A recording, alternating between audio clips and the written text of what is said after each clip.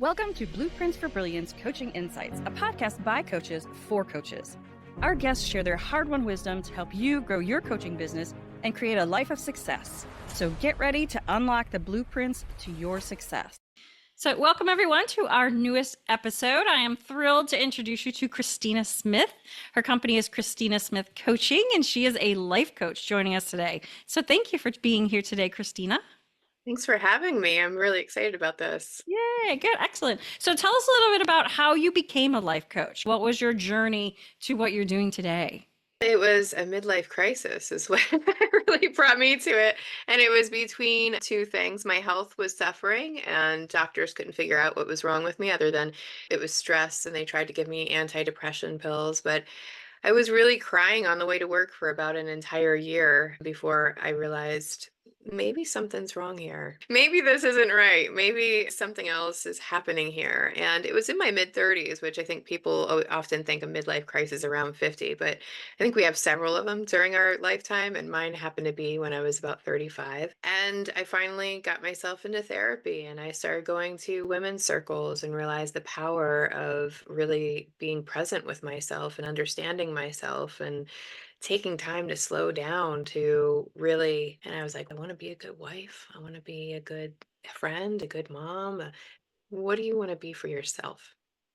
And I was like, whoa, nobody ever asked me that. And so that began the journey of me really uncovering that. And that's really what I do with midlife women is I try to transform that crisis into a calling so that we can start to understand ourselves more and really appreciate that this isn't like some breakdown and meant to break us. It's there to call us to something more important.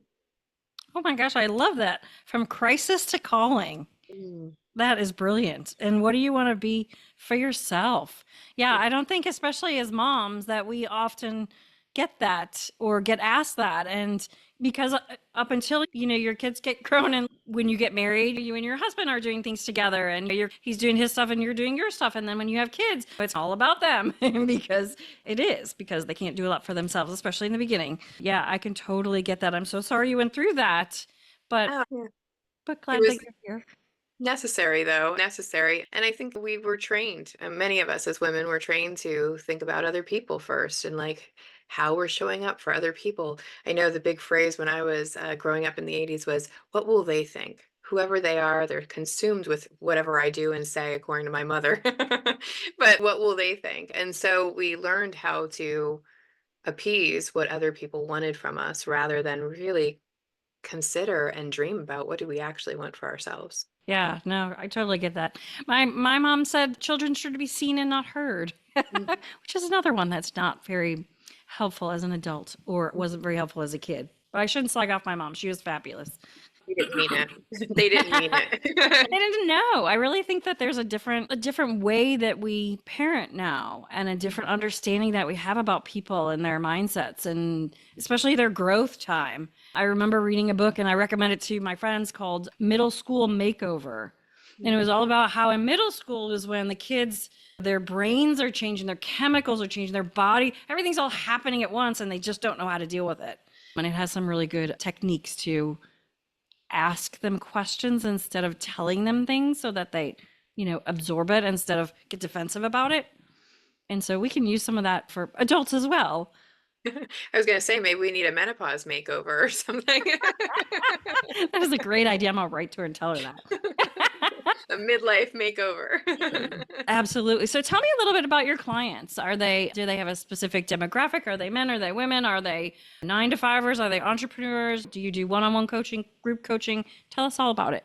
Yeah, I work with mainly midlife women between 30 and 60. I know that we don't think 30 is midlife, but when you consider if you live over 90 years, it's our middle section. And they are really in times of transition. A lot of them, they have kids that are growing a little bit older, so they have a little bit more time on their hands. A lot of them are becoming empty nesters.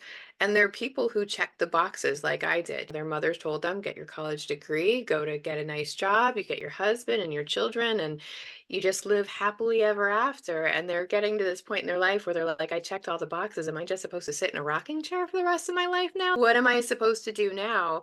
And so they're going through this transition of having more space and time to start thinking about themselves. And I know that When we're young, we think we're going to make this huge impact on the world. This is the time when we no longer have the kids and our careers are a little bit more settled. And this is the time that we want to really start exploring how can we make an impact on the world. I think we can see in any area of politics or business or even nonprofits and all these different organizations that are doing different things, the environment, helping animals. These are things that we could be doing in our midlife rather than sitting back and just staying in our comfort zone, which I think a lot of us want to do. And yet it almost feels uncomfortable because we spent so much time checking those boxes.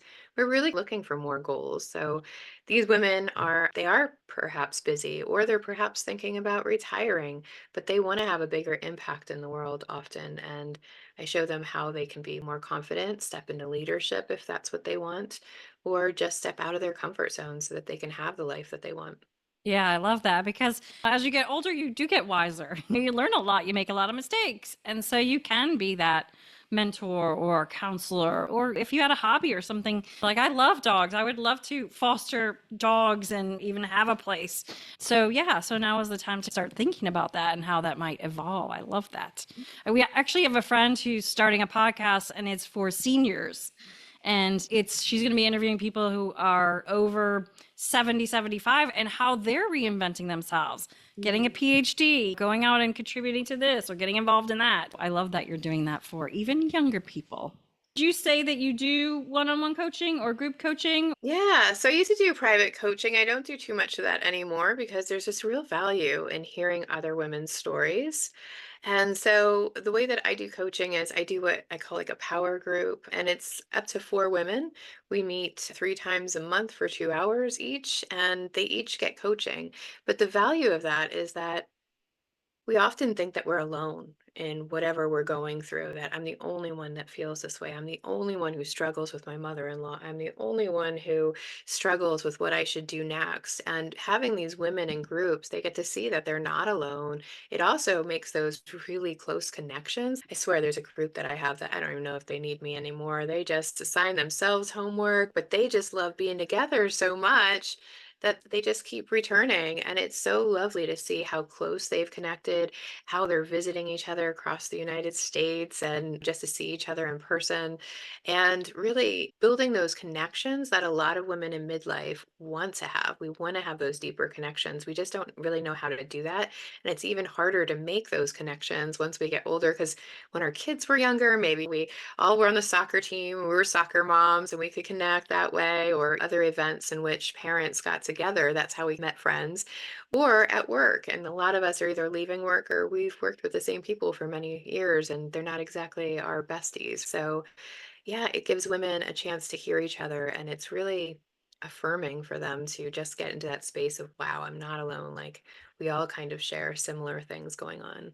Yeah, you're building little communities there. I love Yeah. that. And you're right, there aren't a lot of opportunities as you get in those middle ages to make friends, if you will. I am grateful that we have online and that we've all gone on Zoom so we can talk to each other. Exactly. It really saved us in the last 5 years, hasn't it? Without that, it would have been the whole pandemic would have been really challenging for a lot of us. And in fact, it was great for my business because a lot of women couldn't go anywhere else. And so it was very helpful to have that ability to connect with women. And I think it's just very exciting that they get excited to go cross country to meet each other. And that's really fun too. That's so brilliant. Yeah. Yeah, we had a hard time getting people on to video calls before the pandemic. They were like, "Oh no, I don't want to be on a camera." And now it's second nature. Being in person would be weird, right? That's right. Zooming is a verb now instead of just a a noun. Tell me about a client that you've worked with. Maybe they came to you in a certain state and then you worked through your process with them, and now maybe they're one of that group that you were talking about. Yeah, it's hard to pick just one. Let's see. There was one, we'll rename her Sarah just for our privacy concerns. But when she came to me, she was really anxious because she was such a people pleaser and a perfectionist that she always second guessed herself. And she ended up putting herself in this like little cozy box. This is where we go when we are like, okay, this much of my life is really comfortable. And so I'm going to build myself into this little spot of my life. And what we started doing was like, pulling out some of her beliefs about things, which was really, she was starting to see that no one's perfect. Like I explained to her one day when I had the same feelings, my husband looked at me and he goes, Christina, name one person who's getting it all right. Like all of it. Just name one person. And I could not think of one woman like that was getting 100% A plus in all areas of her life. Because even if we are, we're usually not taking care of ourselves. And so we'll get exhausted really quickly. And that's where this woman was. She was getting really exhausted in her life of trying to do all this, and she wasn't enjoying any of it. And she just thought if she worked harder and longer and more, that she would get it. And what we had her do is actually slow down and take a break, which let me tell you is the hardest part of doing any personal growth work for a woman who like really stands in her warrior a lot of the time, is just to slow down. And she started looking at her gifts and her strengths instead of just focusing on flaws, because that's where we like to go. We think if we just fix the things that are wrong with us, suddenly that's going to be different. But it's really about leaning into our strengths and our gifts and our magic that helps us become better, because all of those strengths can overcome those weaknesses. We don't need to fix everything. We can use our strengths and gifts in ways that our weaknesses don't fulfill. And what happened after a while is she started discovering things about herself, like the things that she actually liked. And she found groups to go do her art, a newfound art form that she wanted to do. And she started getting really excited about life again because she started seeing that she was not responsible for everybody else's feelings, that when she put up boundaries and had expectations for how people would treat her, they actually started treating her. It transformed her relationships. And it even transformed her relationship with her husband. And so many times we think, oh, both people have to do the work for the relationship to change. And I want to tell you, this woman is proof that if she changes the way that she shows up, the other person has to change the way that they show up. So if we're in arguments and yelling at each other, and I don't want to do that anymore, if I walk away from you yelling, you can stand there and yell at yourself, but it's probably not as much fun. The yelling stopped and they started having deeper conversations. And after a year, she gave me this quote. She wrote me one day and I was like, oh, I got to use that. And she's, I like me so much. I heard myself calling a friend and going, I wish there was more of me to hang out with. She's like, I Wow. want to hang out with more people like me. And it was so cool to see how she had transformed from this not good enough and always not good enough, and that always going through her head and making her exhausted trying to be good enough, to hey, I like who the heck I am. I know I have flaws. I know that I'm not perfect, and I think I'm really freaking cool. That is brilliant. I want to hang Yeah. out with more people like me. Yeah. I think Yeah. everyone should say that out loud. Yes. I would Everyone love listening that. should say that out loud. I want to hang out with more people like me. Yeah, exactly. That's the goal, right? That's the goal where we think that we're so cool. Again, not perfect, not flawless, just we're humbly, I really like me. And I've really gotten to that point, and it's been very exciting to be like, oh, actually, I want to stay home on a Friday night by myself because I like me. I want to be with me, and that's okay. That's absolutely brilliant. I love that. Yeah, I think sometimes, yeah, when you get into yourself and decide what you want to do and do something just because you want to do it, it's very empowering. Mhm. And I think people are attracted to that too. That once you find your strength and once you're confident with who you are, people are curious and they're respectful of that. It takes a little time, but I do believe that's such a great place to get people to. Yeah, confidence definitely attracts people and liking ourselves, because if not, I don't know. I'm from trauma in my youth. I intuit people, and when they're not sure about themselves, I'm not sure about them either. And so I have to get to learn them and know them in order to trust them. But if somebody comes out authentically confident, not wearing a mask, but like authentically, like I really like myself, not just pretending, you can tell they've done the work. And not only are they less judgmental of themselves, they're probably going to be less judgmental of me, because that's what happens when we do the work is like the more compassion and kindness I have for myself, I usually have more compassion and kindness for other people as well, because I know that we're all swimming in this lake of being human, and it's challenging. It's not as easy as being a robot where we're programmed, right? We have Mhm. emotions, we have ego, we have stories we tell ourselves, And that can be really challenging. And to get to the point where you're just like accepting of the things that, yeah, you might still want to change some things about yourself, but you get to the point where you can at least accept them and go, yep, that's who I am until I choose to change and be okay with that. There's something really golden about that. Yeah, that's a gift. Less Hmm. judgment of yourself and more compassion for others. I think we could all use a little more of that.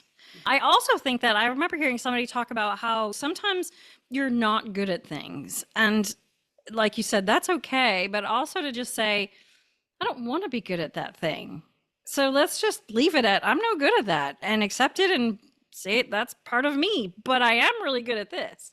So let me focus on the good that I enjoy and make that more a part of my life. Absolutely. We can't be all things. Why would we want to be all things? We wouldn't be enjoying things as much. Like I think so much, and this was my belief, was hard work equals success. So I would make everything hard. Or I would do all the hard things because I thought it had to be hard for me to be successful. And that's not really true. When I lean into my gifts and my strengths, they take me a lot further than trying to fix the broken things or the flawed things or whatever I'm not good enough things in my life. I know that leaning into my gifts and strengths are so much better and they're a lot more fun. Like, they're easier, right? It makes easier. It's a little simpler, all of those things. And so that if anybody takes anything from this episode, I sure hope it's that lean into those gifts and those strengths, list them out, ask your friends what your gifts and strengths are. And I bet you'd be surprised by some of the things that they come up with. Lean hard into those rather than always looking for the flaws. We're always going to be imperfect. It's better to shine from your magic than to focus on that dark space where you're just like, not good enough. Yeah, I love that. There's a gentleman named Dan Sullivan who has a program. One of the things he has you go through is something called the unique ability. And part of it is asking people, like your five closest people, what is it about me that you think are my strengths? Because sometimes I don't know if we always see them, or we see them, but we don't think they're a big deal because that's easy. Yeah, because it comes easy to us. So suddenly that's not a gift. That's your best gift when it becomes easy, right? Like, why don't we want to lean into those easy things, right? Like, why Yeah. wouldn't we use those things that are right at the tip of our fingers? And one more exercise, in case anybody wants for to find their strengths and their gifts, is when we talk about shadow work, usually people focus on the flaws and the things that we don't like in other people and how they show up in us. But there's something called the golden shadow as well, which is all the things that we repress and deny that are really awesome about us. And the way that we can find that is looking at people who we admire or envy and saying, what is it about them that I admire and envy? And shadow says, if we can see that in someone else, then we possess that too. So if I see a woman where I'm like, wow, she's so graceful. I wish I could be that graceful. I have grace, or else I wouldn't be able to recognize that in her. My grace may not look like Michelle Obama's grace or somebody else's grace, right? A queen's grace. My grace may show up in different areas, but I can bring that out more. There might be a reason why I'm hiding that. When you are noticing and admiring and envying or being jealous over some other woman and their characters, know that you have those characteristics in you, or else you would not be able to notice them within her. Ooh, I love that. I Mm. can see why you're a fabulous life coach. Thank you. So, how would you like people to reach out to you if they would like your help in getting to that place of joy and happiness and living in your gifts? Absolutely. You can reach right out to me via email, Christina@ChristinaSmith.com, or you can sign up for your own confidence toolkit, which will have the strengths and gifts exercise in there and a few other things that'll help you really start self-validating, which is really important to me, rather than looking for external validation, being able to self-validate and go, yeah, I made a kick-ass decision there. Then you can go to invitingshift.com/toolkit and you'll find the toolkit right there. Fantastic. We'll make sure we put those in the show notes so Awesome. people can just click and go. So, Awesome. this has been fantastic, Christina. I'm so glad you joined me today. You've inspired me, brought my energy back. Oh, I love that. Thank you so much, Jeannie, for having me. I was going to ask you our last question, which is what if you could provide one tip to make the world a better place, what would that be? We covered it, Well, I think, a little bit before this, I but go ahead and did, say it again. but I'll also sign off with how I sign my emails off. Be kind to your humanness. It's so hard being human, so be kind to your and gentle with yourself. I love that. Fantastic. Thank you so much, Christina. I Thank hope you have you. an amazing day. Thanks for joining us today on Blueprints for Brilliance Coaching Insights. We hope you're leaving this episode with inspiration to take your coaching business and your life to the next level. If you found value in this episode, we would love it if you would subscribe and share it with someone else who you think might benefit from hearing it. Thanks, and we'll see you in the next episode.